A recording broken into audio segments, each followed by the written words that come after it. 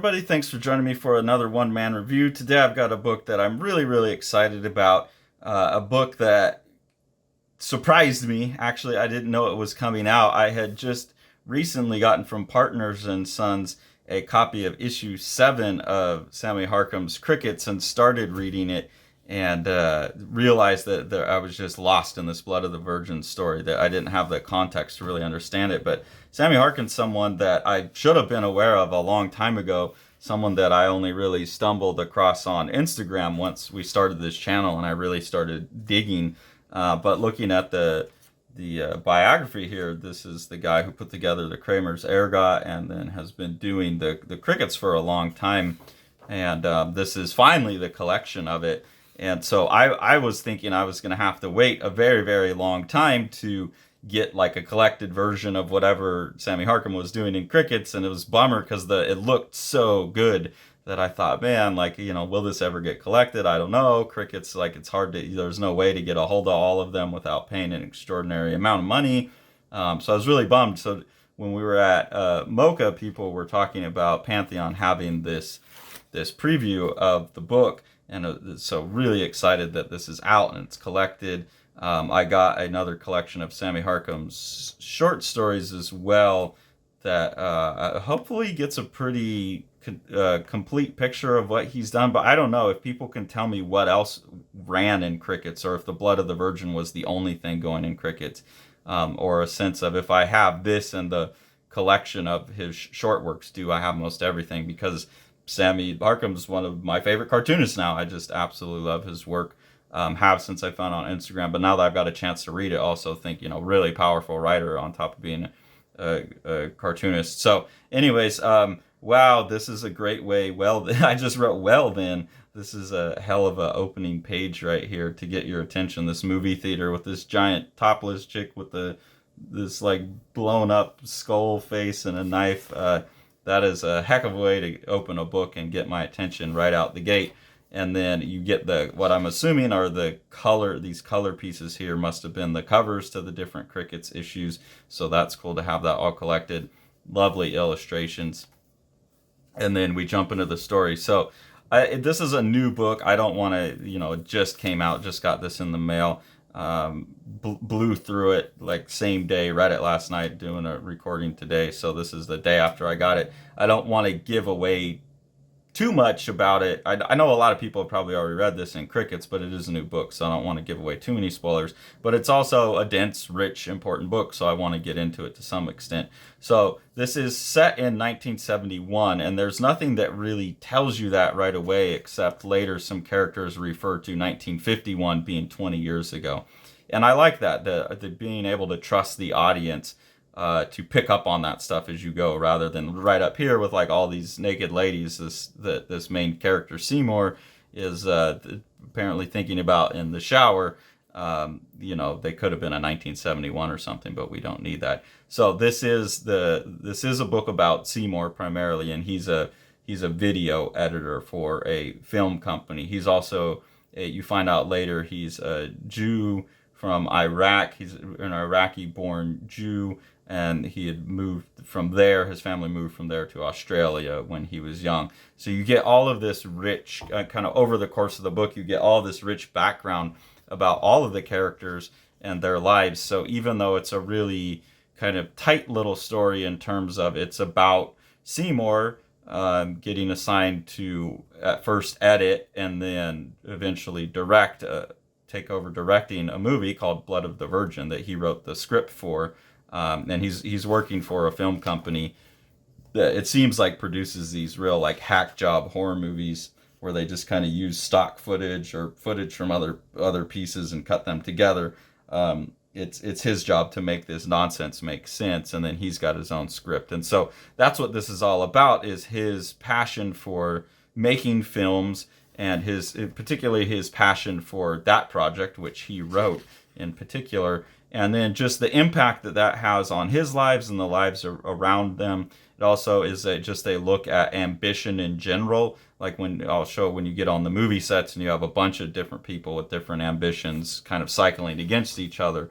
That's interesting. So there's not so much like a clean story arc in the standard sense so much as a bunch of little chunks of story that give you everything you need to know about uh, the emotional and character implications of this theme of kind of artistic obsession. And I would imagine that however long this book took to make, that this is probably something that Sammy Harkham experienced to some extent in real life, kind of trying to balance real life against artistic ambition. And it obviously really speaks to me, trying to have basically a full-time job, two part-time jobs, have a family, do the channel, and still make work is a lot to juggle. And you're kind of always sacrificing something, and you want to make sure that it's not the personal stuff, but you also don't want to get to the end of your life and be like, man, I had a book that I really meant to finish and I didn't. So I get it. I get the struggle. I think there's just some really, really, Sammy Harkham's not only an amazing writer, but that writing shows up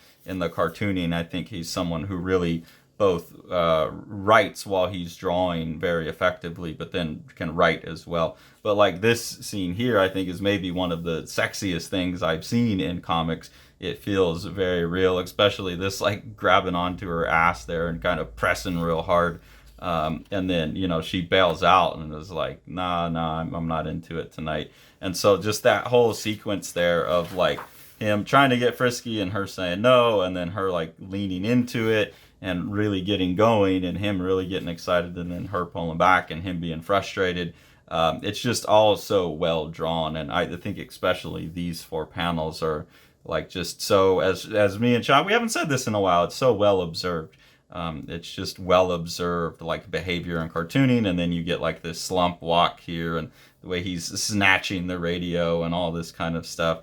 It's just he's got like every little thing, every little piece of observation, nuance.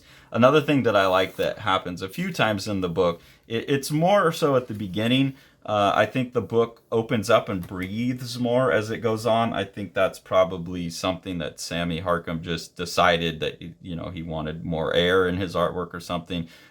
These denser, more rhythmic pages are earlier in the book, and there's a lot of talking and stuff like that, which, like I said, I blew right through it. So it didn't slow me down or make me feel overwhelmed. It was just like, cool, I got a lot, I got a lot to go, a lot to work with, a lot to read, a lot to enjoy.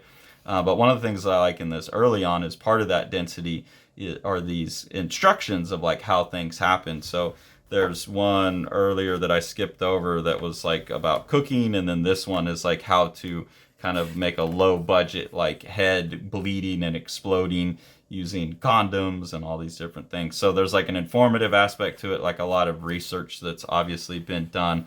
This is obviously also set in LA, and so there's a lot of just very obviously well researched LA scenery at different time periods as well. It just all feels really, really accurate.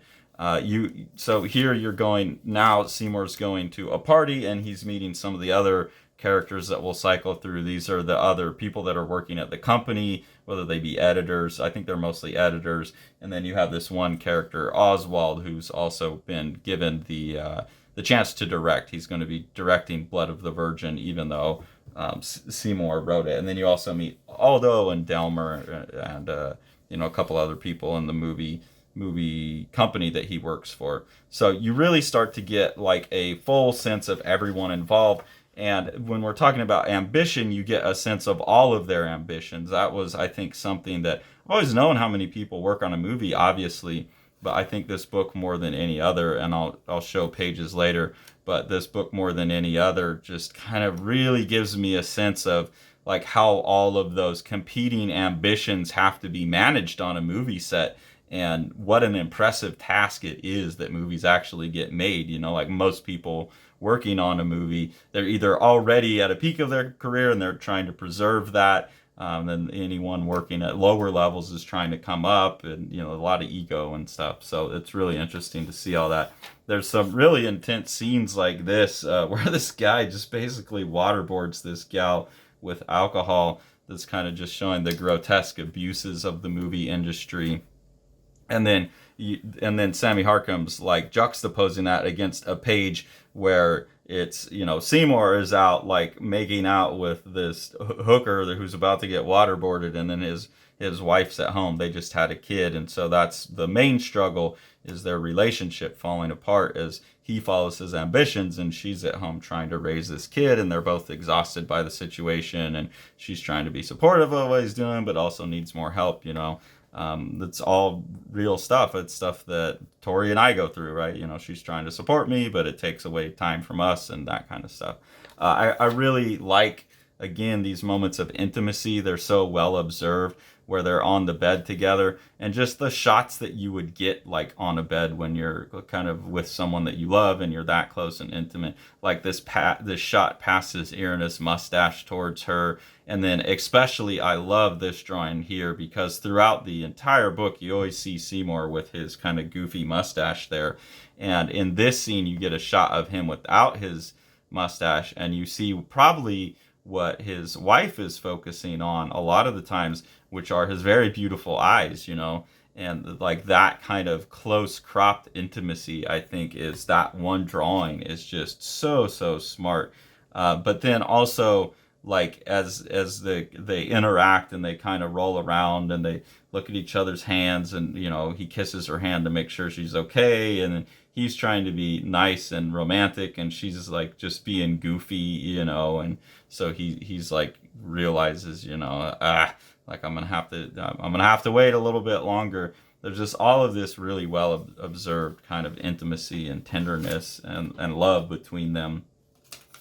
Here's a piece that I think is some really great storytelling. He's got these characters out and they're trying to figure out where they want to shoot the camera, like where they want to point the camera.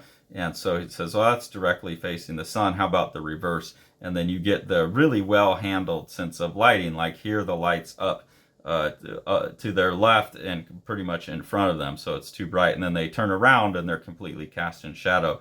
And then they rotate again, and you get a sense of how they're rotated, because now the sun is the light's coming down from their right. You can see that it's casting shadows. Well, I don't know. Maybe they're back to the left because it casts a shadow down through his hand. Yeah. So they turn back around and kind of all the shadows are on the left. So you get that sense of them rotating just by how he's using this spot color that he uses for the majority of the book.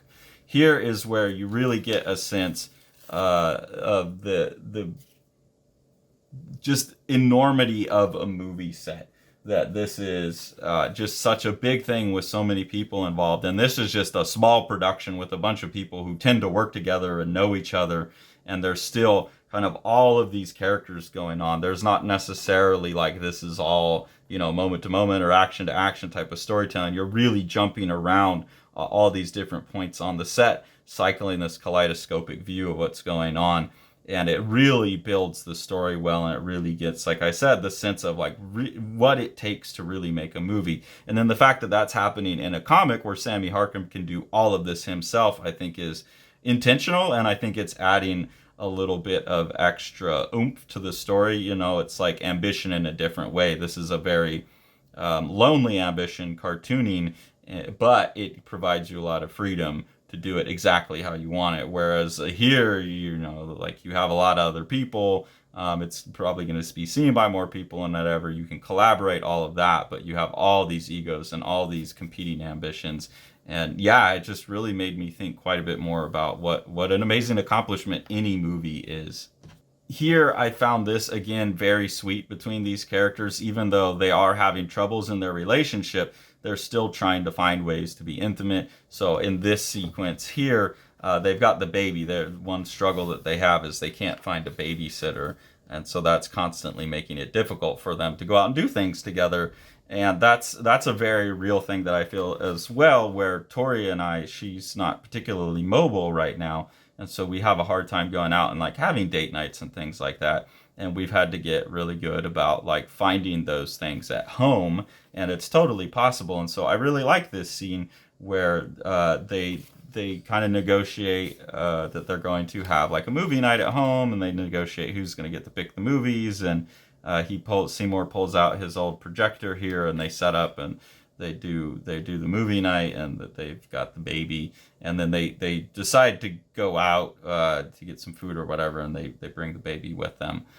So I just like that, that they're problem solving, that they're trying to make their relationship work. And like I said, for me, it's, I get it. I've been through that. And this is sometimes actually these kind of things where you have to try a little bit harder wind up being some of your favorite memories, I think. Like this movie night reminds me and Tori just did like a fortnight where we like acted like kids and set up a blanket for it in the living room and just played video games and stuff. And I'll remember that for a long time. It was really nice that we kind of collaborated and made that happen even within our limited means. I also think that this here shows some of the best use of thought balloons that I've seen in a long time. I think those have gone out of fashion, but Harkham's really making a argument here for how useful they can be, because they provide something that comics can provide that nothing else can, at least as fluidly. Like I guess in a movie you could have a voiceover, or in a book you could go into a character's head, but the voiceovers are always kind of cheesy, and in a book you can't really run that against the images. And so here you get where Seymour's basically like, they've gone out, they've taken the baby out, it's like we can't go do much, but we can go to a hot dog stand because we can have the baby in the car and keep an eye on him.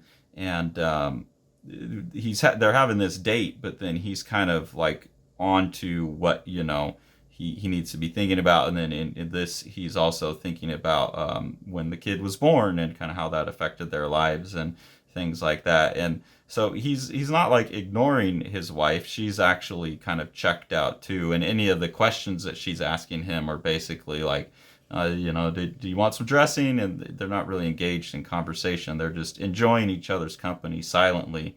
And you get a peek into Seymour's head, and you get the sense that there's stuff going on in his wife's head as well, but you just don't have access to it, because kind of the authorial access you have is usually to Seymour in this book. So I think that's something that comics can do that nothing else can do, and it's fallen out of favor. But here, Harkham's really making a case for how you can use it and use it right, and even having his thought balloons like block out the other dialogue and stuff like that. It's just really, really good comics. Then here in the middle, we all of a sudden get like a full color. This looks like a special issue, Blood of the Virgin. This was done in 2017. But we've skipped back now to 1915 in Arizona, and we meet this Cowboy Joe.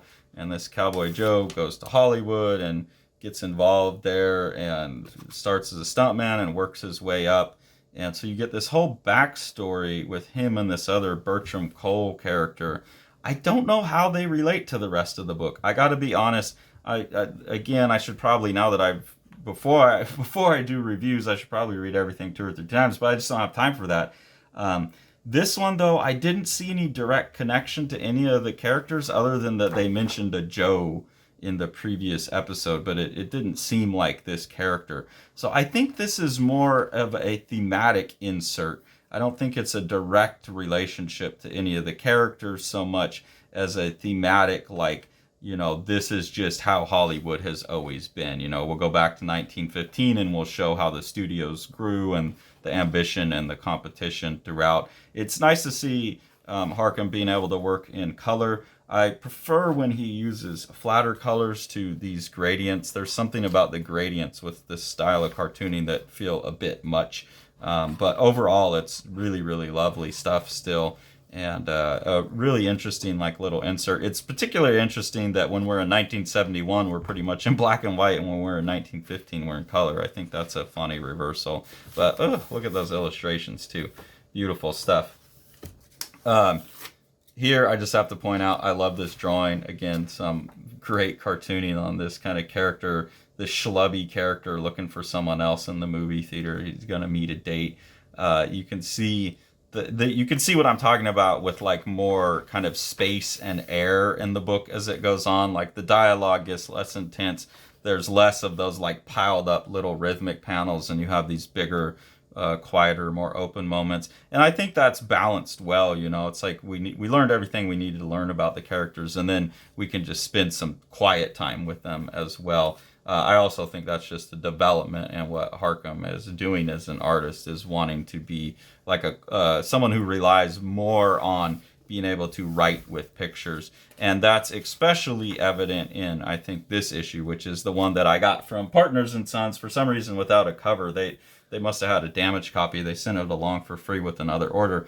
But I started to read the Budapest 1942 issue, and I really liked the opening sequence, but then just got lost, so had to wait until I could read it all at once, and thank goodness it's all here in a book.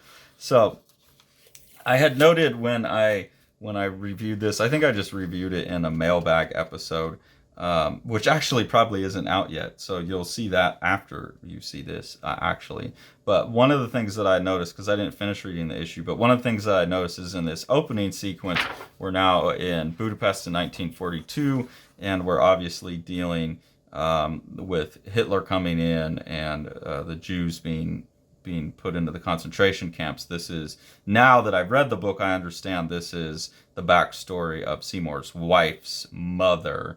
And I don't want to get into that too much, but that's where this story gets really interesting, is that there's no reason in the story necessarily that I need to know all of this backstory about her mother going through the Holocaust, but it works. It adds up. It adds emotional stakes to the characters' lives revolving around, you could just make it about trying to get this movie made. And these kind of tangential things like this whole color episode here, and the stuff, these kind of flashback sequences and stuff could seem extraneous, but they add a lot of depth and breadth to the emotional states of the characters, and so I think it's really, really well played there. But anyways, I got really interested in this steam, that this woman's always kind of constructing her life around this steam whistle, and this is really over and over and over again you get this symbol. So I figured that this was building into a thematic symbol for the entire issue, and again, it's something I would have to go back and really, really consider more tightly how it plays out across the book. But I also think that there's this really powerful moment now where she's been put into a concentration camp, and instead of the little train steam or works over kind of steam noise, you get the smoke coming up out of the stack, and that there's a consistency to her life even as she goes into this awful situation. And then you start kind of drawing some symbolic connections and conclusions between these kind of things grinding people down and these kind of things obviously grinding people down. I was expecting that to carry throughout the issue, and I'm not sure if it did or not. So here, I don't know if this is a thematic continuation where she's now seeing the steam coming from the planes, that this is something consistent through her life, because then it shows back up. It shows back up. And then as we jump to modern times, I was expecting that theme to keep going, but you don't get it quite as tight as I thought. You do get these tea kettles here with the steam coming out of them, but you don't ever get the tea kettle whistling, which I would expect. But you do get the daughter here, Seymour's wife, blowing the steam off of the cup. And so I wonder if there are more instances of that punctuating the mother's life still. It goes away as you start to follow his wife rather than her mother, as she's visiting her mom in Australia. But I just wonder, I'd have to go back and look more carefully if that's a theme throughout the whole book or if it's just in that opening sequence. But I think it would be really compelling if that was something that was consistent. Again, here we get these puffs of steam coming out of stuff. So I'd have to look and see if steam shows up elsewhere in the book, if I'm just kind of imagining, here they're smoking. So I don't know, I'd have to go back and look at that. And then I think in the end, what this book comes down to, and I'll just show, because this isn't very spoilery, but just some really, really beautiful images at the end here.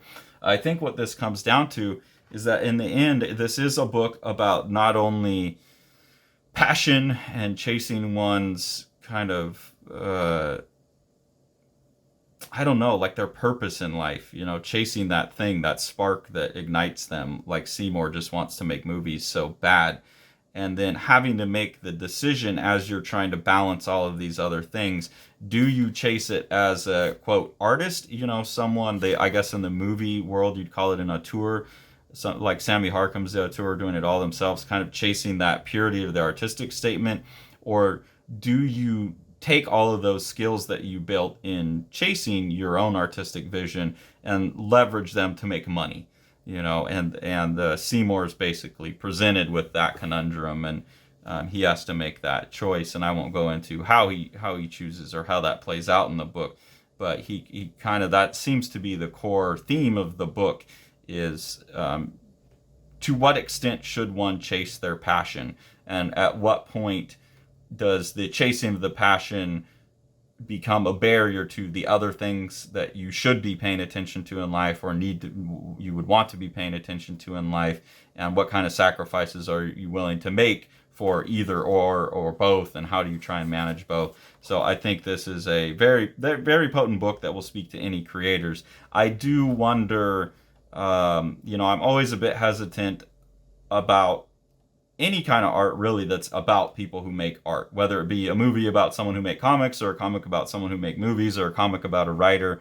I think, that idea of write what you know, it's easiest for artists to talk about those struggles. I'm not sure how much of an impact those kind of things have on the general public. I don't think Sammy Harkham really cares. I think Sammy Harkham has chosen the path of the auteur and the artist enough that that doesn't really matter. I know books like this, guarantee this is like an Eisner nomination for next year, lock, probably going to win. One of the book of the year type of books, and so that will pay off. It'll be critically reviewed, but I still don't think this is something that's going to sell a bunch of copies, so that's kind of baked into it. And I really find a lot of worth in this. A lot of times I'm turned off by art that's about creators, but in this case I just found it to be really touching and moving, just because the way that it was handled was way more about the characters and their lives, and way less about the art, or that it's so broad of a scope of how the art's being made or something. It feels different. It doesn't feel like someone stuck in their room talking about what it's like to be stuck in your room. It feels like someone in the world talking about being in the world, which is great. But I do wonder if this book lands as hard with non-artists as people who kind of have these struggles. And if that, I think the intention probably is to speak to people who've gone through these kinds of things, and for people who haven't but are curious, this would be a good picture at kind of the struggles. So I think 100% mission accomplished. And like I said, this will probably be one of on every book of the year list at the end of 2023, and I'm sure we'll win all kinds of awards. And it deserves it. It's worth it. It's a great book. My only one complaint is because I don't like book covers, dust covers. I'm probably going to get rid of this, and this just isn't the sexiest thing to have on my shelf. So I might keep this just to have like the nicer looking cover on my shelf. I like this quite a bit better, but I don't need the dust jacket. It would have been nice to have a dust jacket-less version of this. But anyways, yeah, phenomenal book. Book of the year type of book. This will be a book I think people are talking about for a long time. So if you haven't already got a copy, I'm assuming a ton of people pre-ordered this, but if you haven't got a copy, if you haven't read it all already in Crickets or whatever, or if you have and you want it in a hardcover, beautiful production, gorgeous book, amazing story, amazing art all throughout. I really look forward to digging into this collection of short stories by Sammy Harkham I have, and I would really appreciate if people tell me between, let's see, it's got the name of the book, this Everything Together, that's the collection of short stories I got. So between this and Everything Together, people who really know Sammy Harkham's career, what else do I need to get to fill in the gaps? Because I want to fill in all of the gaps on the Sammy Harkham collection, because I think he's an extremely talented and powerful cartoonist. Pleasure to read this stuff. If you enjoy what we're doing here on the channel and want to support us, there's two ways to do that. First is through our Patreon. We have two different tiers of engagement there. At the first tier, you just get early access to our videos. At the second tier, you'll get exclusive access to our ongoing webcomic experiment, Pranede, where you can vote and help determine how Pranede navigates the next cycle of his Groundhog Day cycle that he's stuck in. You'll also get exclusive previews of the books that Sean and I are working on, as well as sometimes sketches and things like that of our personal art that we throw up there. So we really appreciate that. Any of the money that we get through Patreon just helps us buy the books that we review, so try and put it back into the community, other creators, other publishers, and keep you in a stream of books to consider buying. If you want to support Living the Line itself, the best thing to do is support Living the Line Publishing and what Sean's doing with that. So we'll go ahead and take a look at one of the projects that Sean has coming out now. Centralia is an awesome, gorgeous comic by rising Dutch star Neil Vanderpeet. This is his first work. It's a really great sci-fi story. There's a world in the future where the sun has gotten so hot that people can't be on the ground. So they have to run around. There's a lot of conceits that go with that. You know, what is the world that looks like? And I think you can see by the art that Sean's description of this book as like a Moebius for young adults, a YA Moebius, is a really great description of this really gorgeous and like wild, wacky, fun book. Thanks for following along. Take it away, Jack. You want to see all these books? Smash that subscribe button and the like button and the bell, and then you get them.